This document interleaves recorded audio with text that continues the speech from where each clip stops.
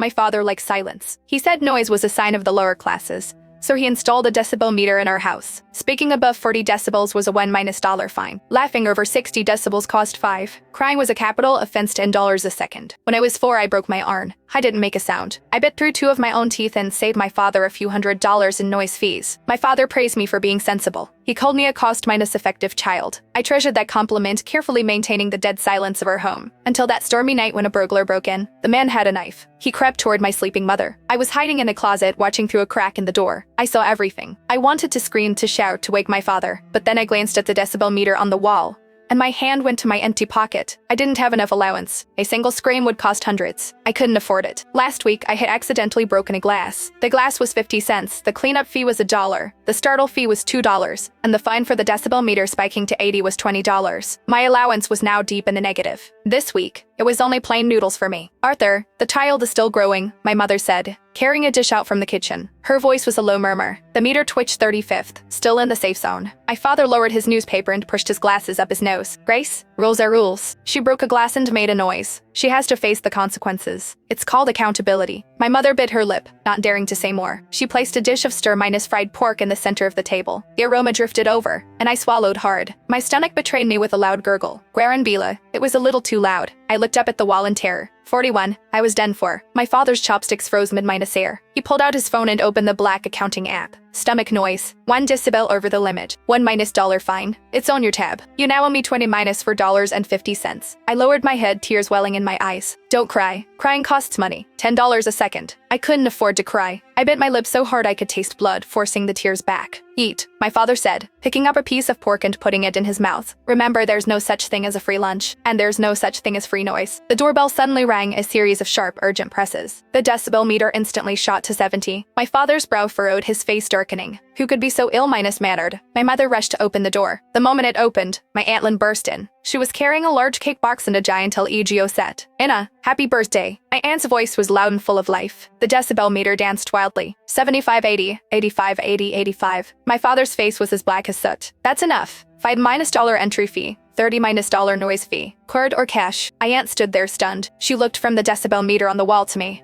Huddled in my chair. Arthur, are you insane? It's Anna's 5th birthday, and you're charging me a noise fee. My father stood up, blocking her path. This is my house. In my territory, you follow my rules. And this cake and toy, did you get my approval? There is no spare room in this house for such garbage. My aunt's hands were rumbling with rage. She slammed the cake down on the table. Bing. The meter redlined. I'm leaving it right here. And come on, Aunt, I will cut you a slice. She took my hand. Her hand was so warm, but I didn't dare move. I looked at my father. And it's your choice, he said. Eat the cake. And this